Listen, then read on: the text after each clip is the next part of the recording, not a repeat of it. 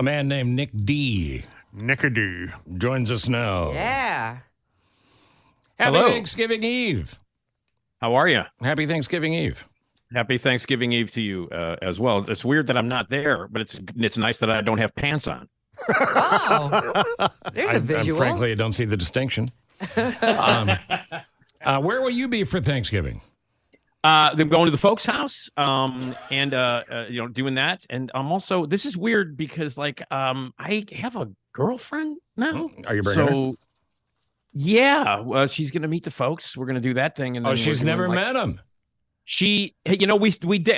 I know you know this story. We first met in 1986. We dated that long ago, and then we broke up, and then years and years, 36 years later, we started dating again, and they never really met her. That's wild. So, It is wild. yeah, and I'm going to spend the whole holidays with a woman. I don't know what the hell is happening. No, this is pretty much going to determine whether or not you'll spend the next holiday with a woman. He absolutely will. She's outstanding, and you guys are wonderful together. Yeah, I'm glad you're happy. Thanks, yeah. All thanks, right, man. so I want to dive in with, what people can see. They can leave their home and actually go to a movie theater the way we think movies should be seen, but also maybe a couple of TV things, too. So pick one. Where do you want to begin?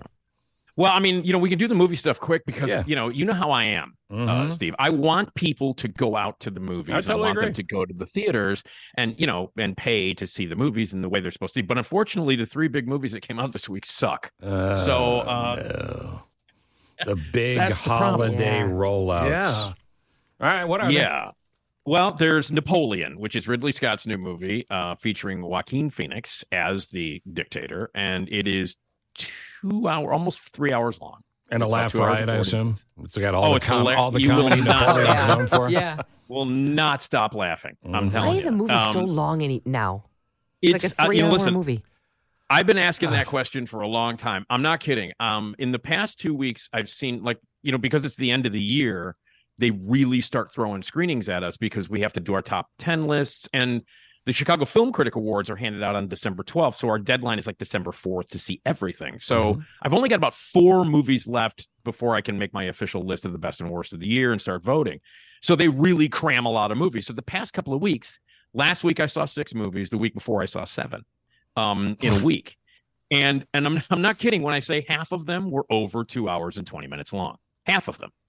So and Napoleon was one of them, and it's torturous. It's absolutely torturous. All right, so that's an easy miss. What else you got?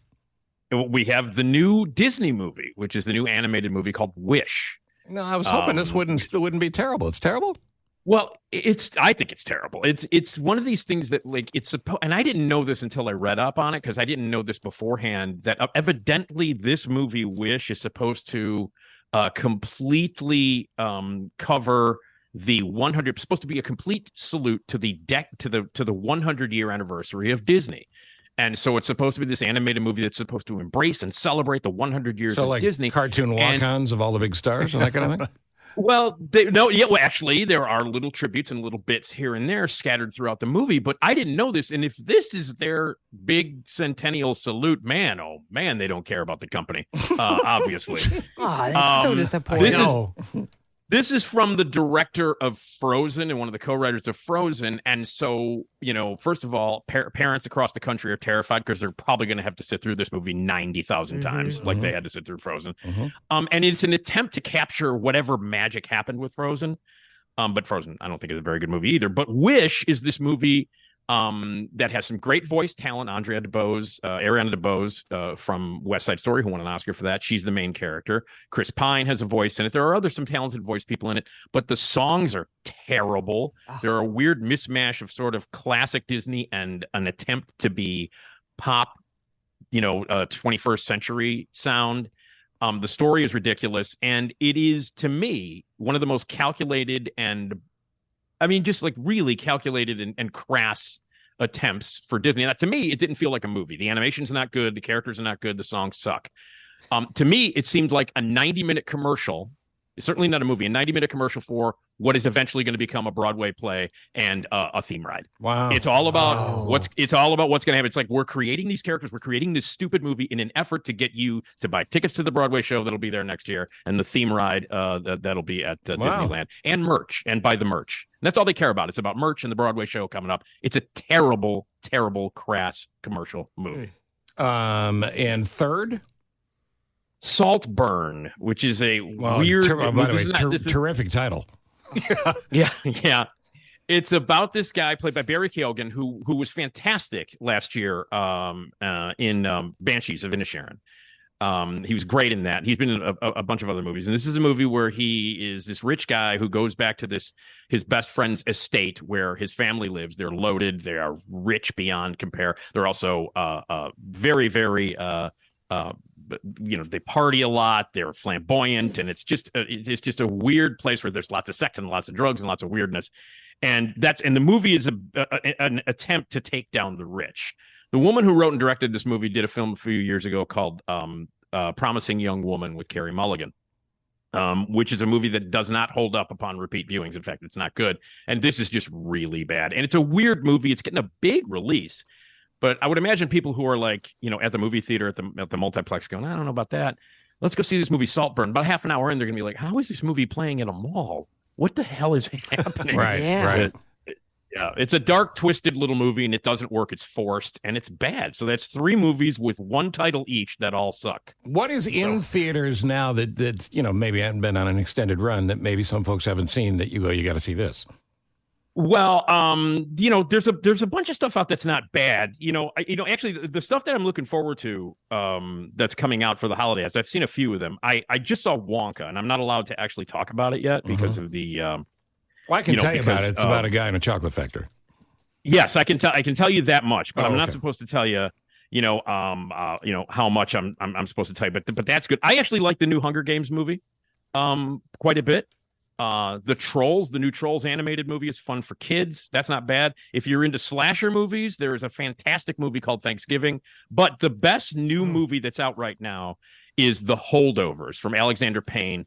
The director of Sideways and Election. And this stars Paul Giamatti, and he is one of 3 people that are stuck at a school during Christmas break. It's him, it's one of the students whose parents don't want him at home, and it's a woman who runs the cafeteria. And they're at this really depressing school during the holiday break with no one else there.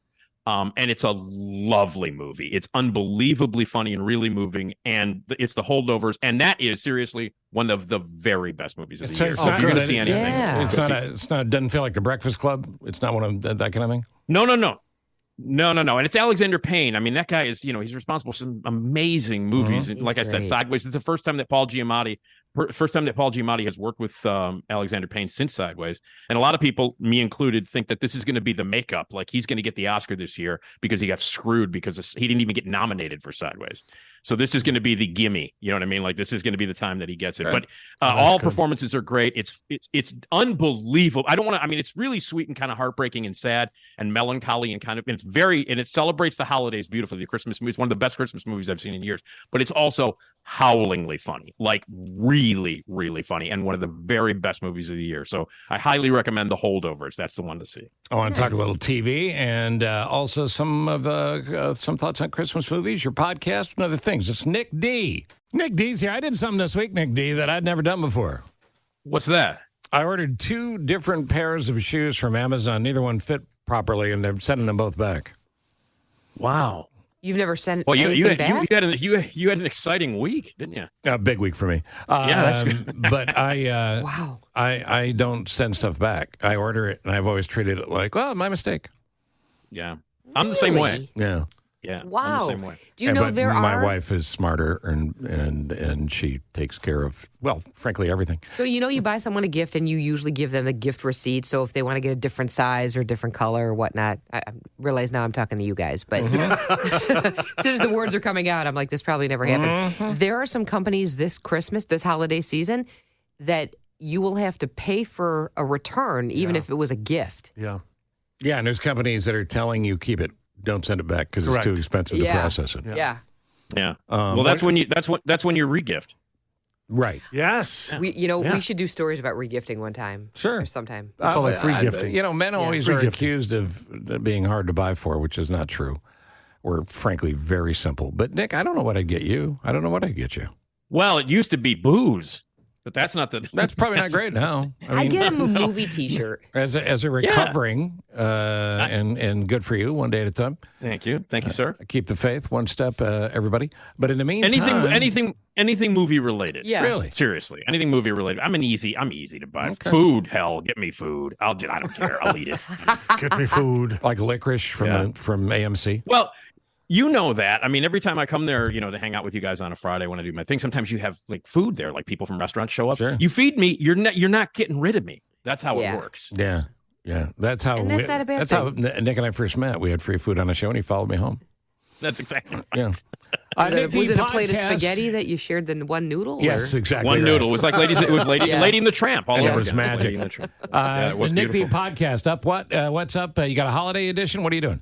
Well, the new SNL podcast dropped today, oddly enough. It drops every Wednesday. It is called That Show Hasn't Been Funny in Years. And this episode, shockingly, Steve, is about my 10 favorite Thanksgiving sketches in the history of Saturday Night Live. Perfect. Oh, that's good. It just dropped today. Cool. So, a lot of funny stuff on that. And my regular podcast, the Nick D podcast, drops Tuesdays and Fridays. The next one will be out Friday. Eric and Steve and I review all the new holiday movies. And Esmeralda and I talk about not drying out your turkey, which is a really important thing. That sounds like a personal thing.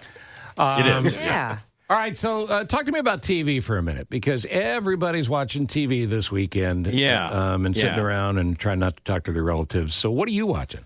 Well, I'm watching real shocking, Steve. I like to watch weird stuff. Mm-hmm. Last night, in fact, Fargo season 5 started on FX, and it streams on Hulu. They showed the first 2 episodes, and it's now streaming on Hulu. And man, the first 2 episodes were spectacular. It's loosely inspired by the Coen Brothers movie from many years ago, and this is the 5th season. And every season of Fargo has been a completely different story. Yeah, you don't have to play catch up. Yeah. And if I know exactly. I know this new twist. John Hamm is a Trumper, right? Is the character's a Trumper? Well, in the first 2 episodes, he doesn't really make his big appearance till episode 2. Okay. And he plays sort of this maniac sheriff politician in North Dakota or in Minnesota, and some crazy stuff happens in North Dakota that includes Juno Temple. Juno Temple has got a very weird past, and they're connected in some way. It's insanely violent. The first 2 episodes were weird, insanely violent, a great little tribute to the Coen Brothers movie, and spectacular performances by everybody around. It's got Dave Foley from Kids in the Hall wearing an eye patch, and he's got a mustache. I'm in that already. That's all you need. Wow. That's all you need. I mentioned the great Juno Temple, the spectacular John Hamm, but my God, Jennifer Jason Leigh plays Juno Temple's character's mom. And every time she walks in and every time she walks on screen, spectacular. So it's weird. It's the 5th. If you're familiar with the tone and the style of the first 4 seasons of Fargo, this new season is killing it. And it's already it's 2 episodes in, and it's great. That's on Hulu. All right, I'm going to run through a couple of the most popular stream shows. You can give me a thumbs up, thumbs down. But in the meantime, Andrea. Crown, Lessons in Chemistry, and Gilded Age. That's what I'm watching. All right, Crown. Right now. Crown. I've seen all 4 of the new episodes. I think it's very good. I do too. Nick, did you like Lessons in Chemistry? No. Okay. Those 3 that you mentioned. I know they're total chick flicks. Okay. Okay. Yeah. The Bear. I'm just talking about people that haven't caught up on it. Yeah. You know what I'm saying? So good. I'll vouch for the Bear. Yep. Yeah. Not a fan. Succession. Not a fan. I hated. I'll tell you right now. I hated the ending of Succession. I didn't like the ending at all. They literally ended Succession in the 2nd or 3rd episode of the final season. It's like I got no point. There's no point in watching it. Agree. See, now there's where we differ, because I liked the last season of Succession. I'm not a huge fan of the show, but I thought they did a great job wrapping it up. I don't know why. I think killing off. Well, I shouldn't say. No, don't say. For people who haven't seen. Yeah, I won't say. Spoiler alert! Spoiler alert! It's about rich people and nobody's likable. And someone dies. Right. The Last of Us. Oh, I like The Last of Us with Pedro Pascal, and it's zombies. Of course, I'm going to like it. Yeah, it's a little grim maybe for Thanksgiving watching, but it is very good. Yes. It is good. I like. But really, in that regard, really quickly, Monarch: Legacy of Monsters just started. It's on Apple TV, and that's a Godzilla series. And how do you like that? Kurt Russell.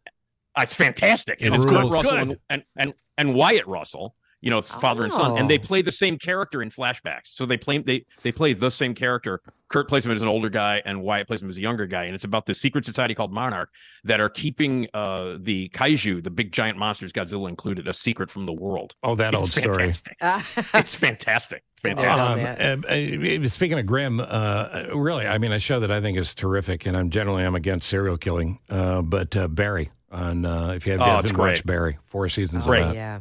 Absolutely great, and really a statement made by Bill Hader. Is not just one of the best cast members and writers on Saturday Night Live, but an incredible director because he directed most of the episodes of the seasons, and he's great in it. And Henry Winkler is great in it.